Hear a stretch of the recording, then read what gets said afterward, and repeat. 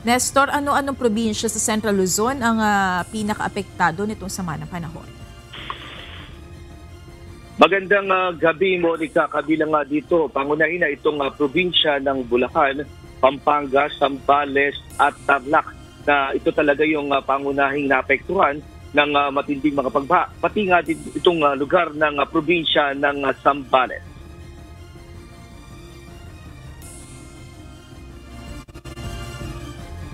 Of course, gusto po nating parating sa ating pong mga kababayan na we must be vigilant. Tignan natin kung meron pong mga pending hazard or any hazardous things sa ating pong mga kapaligiran, lalong-lalo na ngayon na marami pa rin po yung mga barangays natin or municipalities na lubog pa rin po sa baha. Lalo pang nalulubog sa baha ngayon ang mga barangay sa bayan at syudad sa Central Luzon dahil sa habagat na pinalakas ng Bagyong Dante at Emo.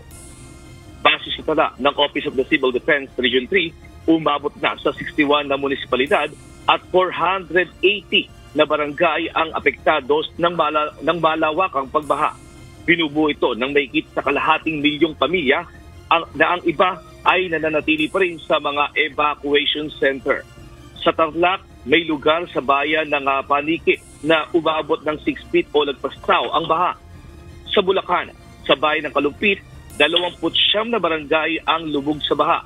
4 to 5 feet o hanggang dibdib ang tubig baha sa barangay Sapang Bayan na karugtong ng Pampanga River at ang Kalison, Santa Lucia at Bulusan. Sa Hagunoy, umapaw ang tubig sa mga palaisdaan sa San Pablo at maraming barangay sa tabi ng coastal areas ang nakararanas pa rin ng lagpas tuhod na baha. Sa bayan ng Ubando, bukod sa baha, problema ngayon ang pagkasira ng mga dike. Sa barangay Paco, aabot ng 3 metro ang track ng gravity wall ng dike malapit sa palaisdaan. Pansamantala itong nilagyan ng sandbag para huwag tuluyang gumuho. Nandito tayo ngayon sa area ng sinasabi natin na may tagubana at may tumatagas na may haba na 15 meters mula sa loob. So ngayon, gumawa tayo ng pasamantala na bumubuo ng Sangguniang Barangay Paco na nagsambaging po tayo. Naiulat din natin po ito, DPWH. Sa Pampanga, sa bayan ng Apalit, barangay Paligi ay hanggang dibdib na rin ang baha sa lugar. Pati sa Highview, sa barangay Sampaloc ay hanggang hita ang baha.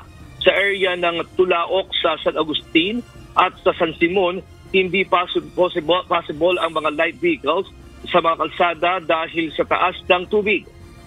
Ilang mga sakyan at motor na ang sumubok tumawid ang tumirik dito sa gitna ng daan.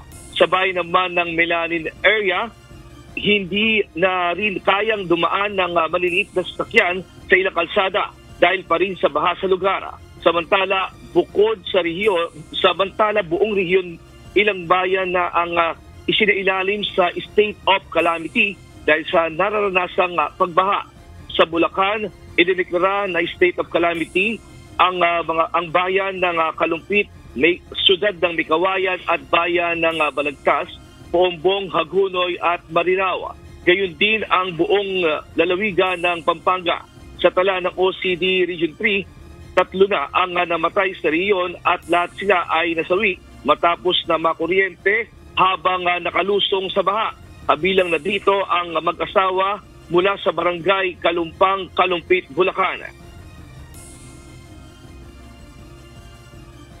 Sa nakita po namin at ayon din sa mga kapitbahay na kasamahan niya, yung kanyang kubo na buwal, may kuryente na nakatap na natutulog sa may tubig dahil sa baha nga sa Katulukuyan at may bagyo, doon sila nakakuryente. Nakuryente rin ang isang health worker sa Mikawayan habang nag-aayos ng gamot sa health center.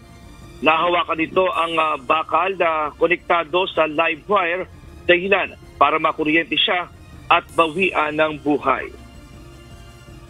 Monica, sa sitwasyon dito sa Bulacan, kung ating nalaman ngayon na may 3 na na mga nakuryente na namatay dahil sa paglusong sa tubig ba. At ito nga yung nagiging dahilan ngayon na panawagan ngayon ng ilang mga local government unit, partikular doon sa lugar ng Bustos, Bulacan, yung alkalde ron, na sinasabi niya na sana ay kung maaari yung LGU, yung mga Meralco ay kung mayroong mga lugar na mga malalalim ang tubig ba ay kung magagawa rin lang na magpatay ng kuryente, lalo na ngayong gabi na delikado, matutulog yung ating mga kababayan. Hindi natin alam na baka mamaya ay makaapekto ito at magkaroon ng disgrasya sa kanilang buhay, lalo na sila ay natutulog.